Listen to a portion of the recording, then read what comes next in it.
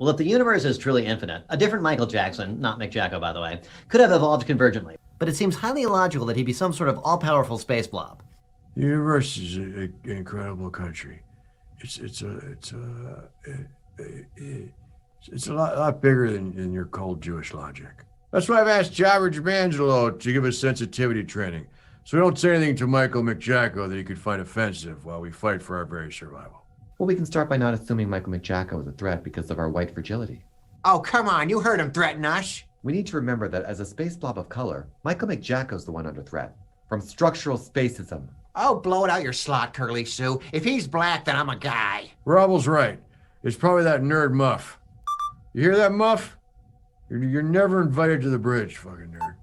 Our best approach is to let Michael know that we are here to listen to his lived experience. Yes, Mr. President, the universe is a very incredible country, and I believe the depiction of Jabbar D'Angelo was pretty much on point. Welcome back, beautiful and amazing human beings. This is Luke Rudowski here of WeAreChange.org. We got a lot of absolute globalist nonsense happening right now with some very interesting news about some very interesting people. Of course, surrounding the story of the decade that many ruling elites and prominent mainstream media figures want to go away, but as long as we're still here, we're going to be talking about it, plus a lot more on today's independent media broadcast. And before getting into that, plus a lot more, the small clip that we played in the beginning of a broadcast is from a longer video called The Star Boat, created by, of course, Kyle Dunningham. He definitely deserves a lot more views than he's getting for these absolute masterpieces, and that's why we linked the video down below so you could watch the video in full. Now, lots of things are happening in the news, so we're just going to be jumping right into it, as, of course, we recently just found out through an accidentally unsealed court document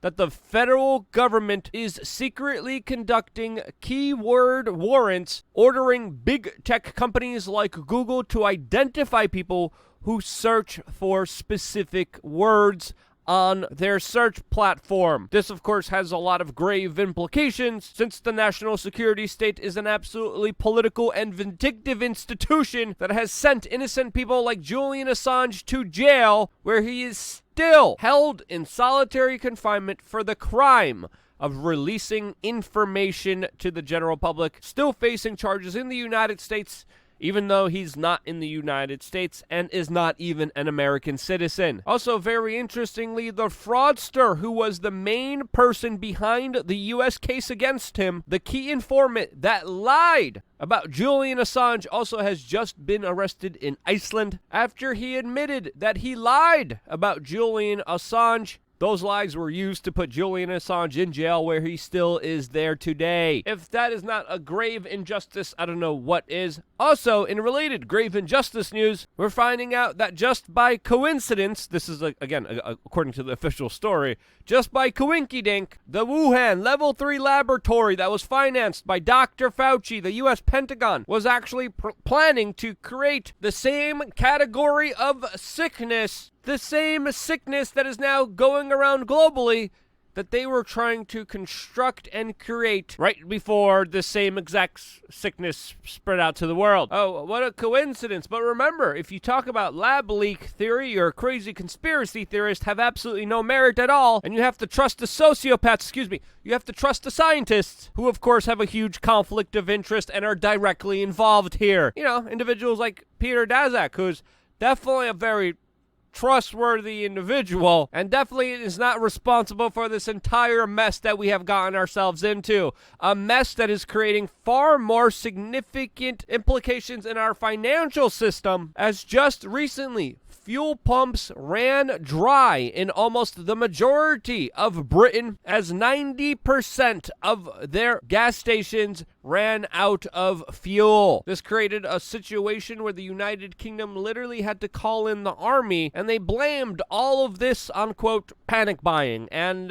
I believe that's absolutely disingenuous, especially looking at the story, especially after saying that there's going to be major shortages and major problems economically and financially coming very soon. These are some of the reverberations of these problems. There's going to be more problems ahead. It doesn't take a genius to see that, but to blame all of this on panic buying is absolutely disingenuous, since of course there's rail car shortages, truck driver shortages, container shortages, labor shortages, natural resources shortages that are of course continuing to exacerbate this already very ongoing, difficult global situation that for right now is just creating record high gas prices in America, as of course people here are paying the most for gas than they did in 7 years. But with all these major problems looming, don't worry, Facebook is here to protect you against boomer motivational memes, and the mainstream media is here to occupy your time by trying to cancel a comedian for trying to do comedy. Yes, I'm so happy that during these very difficult times with so much troubles ahead, especially financially, that we're going after comedians for trying to make us laugh and boomer motivational meme posts on Facebook. We're screwed. We told you so. Specifically on LukeUncensored.com this a long time ago. We told you how to prepare. And if you're interested in these types of videos, check out LukeUncensored.com for exclusive videos. We will have yet another additional video waiting for you today, along with, of course, a limited edition exclusive t-shirt, which is only available for Luke Uncensored members and no one else. The shirt sells just for the price of making it. We make no profit here, and this is going to be our official members t-shirt, which goes live. The link to this t-shirt to buy it will be exclusively sent to all the members later on today on our platform, so make sure you get yours before they sell out. Also, in today's video, we're going to be talking about some important developments by Project Veritas, which already is being censored and fact-checked by Twitter. Allegations of fetal cells used in these procedures, which creates a very serious conundrum,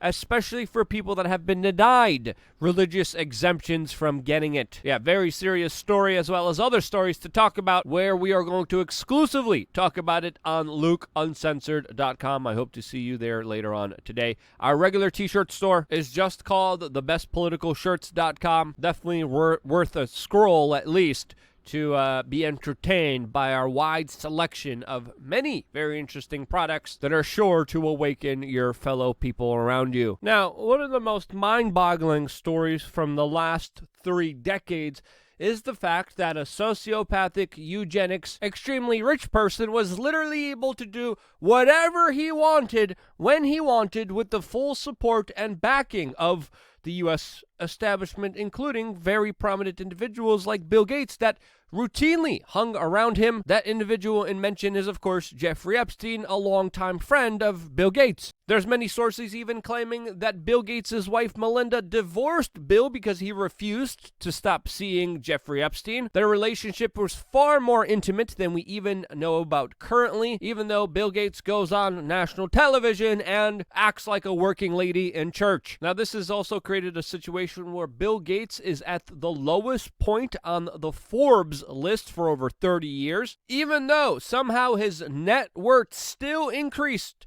$23 billion from last year. Now, how is such a disgraced person that hangs out with eugenicists who hurt children routinely still able to have so much money and prominence in our society? Well, I don't know, but that should be a bigger question that the media should be asking, and sadly, a lot of them are not. The latest information we're getting is that the Prime Minister of Pakistan is urging him to provide, quote, humanitarian assistance to the Afghan people, as the two leaders talk about their continued efforts and shared goals and objectives to, quote, fight climate change. It's also important to note that Bill Gates previously talked about the need to reduce the world population in order to fight climate change, implementing policies like procedures in order to help facilitate that, which oddly also goes along with the same population control objectives by Jeffrey Epstein, which we're also finding out today through Politico that the Jeffrey Epstein's compensation victim fund could be potentially used to protect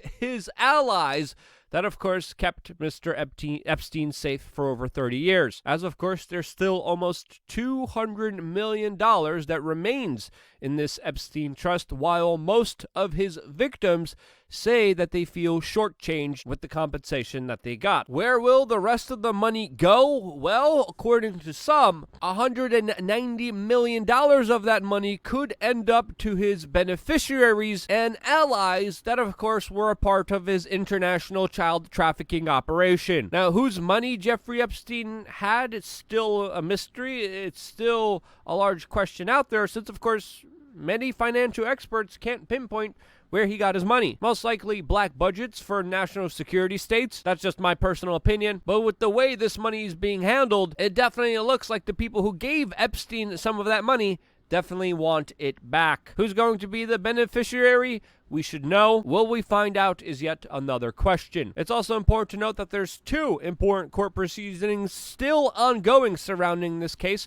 One, of course, surrounding Prince Andrew and another Ghislaine Maxwell. The Ghislaine Maxwell case was supposed to start already. It has not, as of course she is filing many motions to dismiss her indictments against her. She recently tried to use the same excuse as Bill Cosby to get out of charges. That specific argument did not work. It was turned down. And now we have an official date for the start of this trial, which is supposed to happen on November 29th, 2021. It's also important to note that this trial was supposed to start a very long time ago. It has not. It has been dragging its feet. As, of course, the further away we get from this story, the less significant it becomes. But this is an extremely significant story that, of course, we are going to be following the court proceedings very closely, as of course there's many very important implications here for the rest of our society. Now, will there be a plea deal before November 29th, 2021? I surely hope not.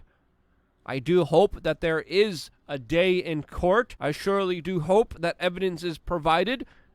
I surely do hope that we can maybe get an understanding of what actually happened here. It's also important to note that the Queen's son, Prince Andrew, is fighting as much as he can to make sure that his case against his accusers that say he did horrible things to them is dismissed. As of course, his lawyers just won the right to view his accusers' settlement, which they hope will be able to get Prince Andrew off from the civil charges pressed against him by his accusers. Prince Andrew, another absolutely arrogant, overzealous, most likely sociopath. And you know, with all this news about canceling white guys, I wonder why Bill Gates and Prince Andrew haven't been directly targeted by these kinds of slogans and movements. Very convenient. Also, R. Kelly also right now is being held at the same jail as Ghislaine Maxwell. It's also important to note that this jail is known for corruption. It's known for abusing its suspects that are in custody and for not having working toilets. A judge recently said that the jail is run by, quote, morons, and these are two very important court proceedings. And with the history of Epstein, why put him in the most corrupt place where there's more room for misjustice to happen? This, as of course, also R. Kelly is reportedly ready to reveal the names of other celebrities that committed horrible actions against children. And, in my opinion, from everything that I saw, from the evidence provided, there's a lot more